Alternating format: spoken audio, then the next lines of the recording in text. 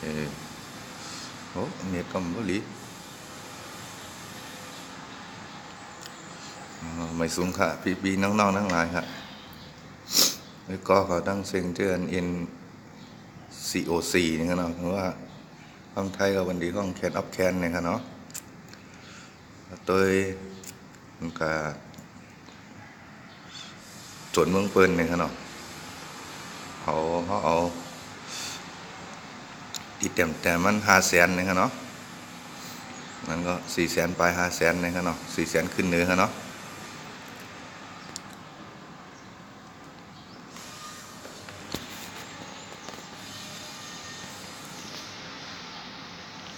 โดยหาเหรียญบ่แค่มาคืออ่ะโดยเป็นวันนองผลิตก็แค่มาเขาอะไรเขาใจกว่าไตลิ้นเนี่ยเนาะแล้วก็น้ำเหลือง5 ขวดแล้วก็น้ำไว้1 ขวดเนาะ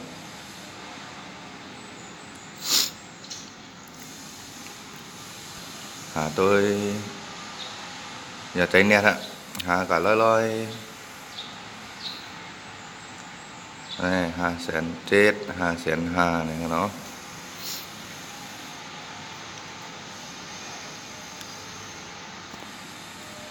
พอมันตีหยาบหนักเขาก็คามเลยนะหาลอย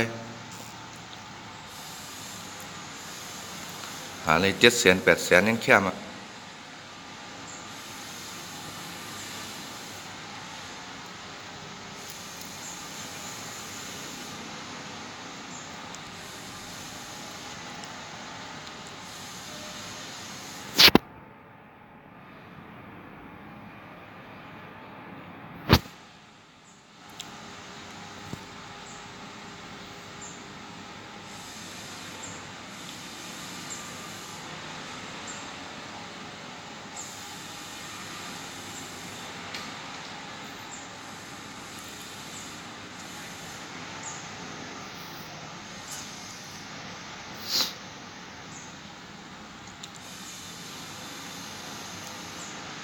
อ่ะกว่าติ๊กมันรู้ใจเนี่ยละใจเนี่ยนะก็เลยหมื่นปลายกันเนาะถึง100,000เนาะซุ่มดังน้ำซุ่มดังก้นเนาะเนาะ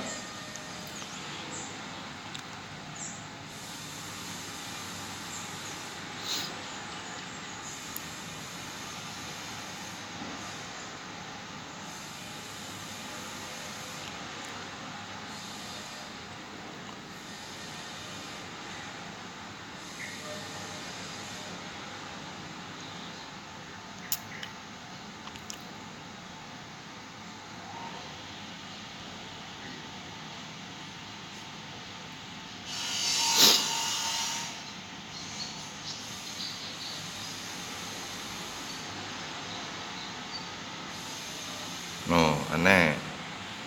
ในทำ1 ล้านเนาะเอาตามตัวอันแน่ว่าตีอะไรก็หือเนี่ยเนาะ1 ล้านนะน้ำหล้ำทำเฮ็ดเหียงในกันเนาะปล่อยอย่าตีไว้ว่าน้ำเหลืองใส่จอม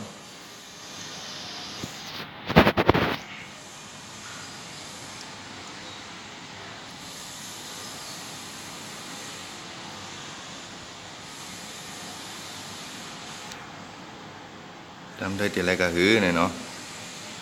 เพราะในตายก็เพราะก็หือเอาอะ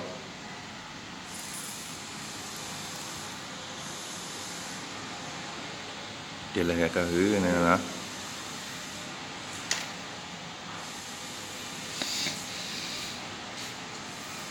โอ้ตายหมดไรเหล่า1 ลูกก็พอเตะเอาอะ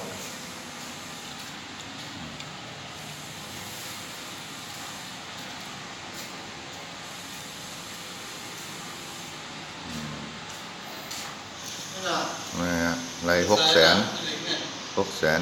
นะเนาะน้ำหล้ำก็เลย5 เหียงปลายนะเนาะ